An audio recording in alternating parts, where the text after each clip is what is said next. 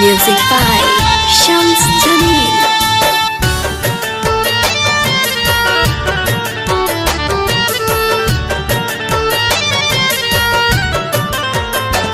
अब जा जा सनम हम भुला गईनी हो, अब जा जा सनम हम भुला गईनी हो।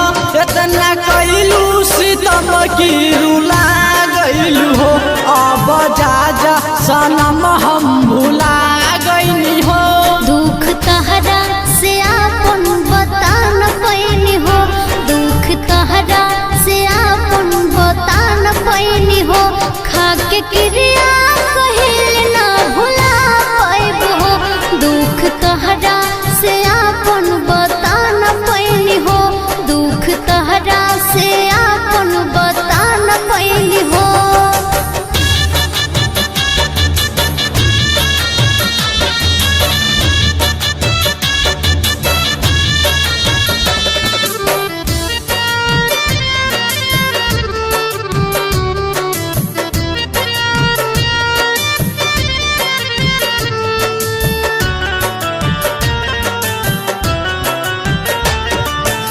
ऐसन तू कैलू कि जियलो न जाता, ऐसे न कह बाट जन्मों के नाता।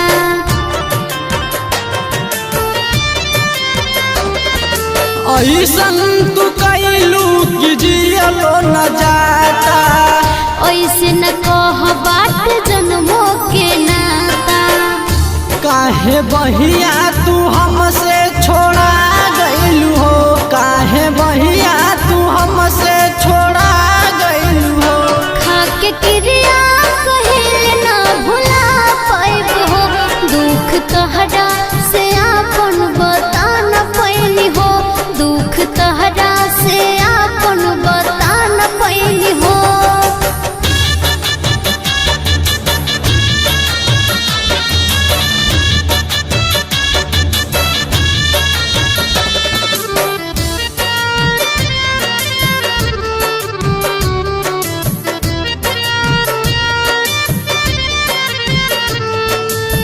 राधिका रिकॉर्डिंग स्टूडियो तमकुही राज कुशीनगर। जिंदगी में ऐसन तू दे देहलू गम हो, रहे मजबूरी बात समझा सनम हो।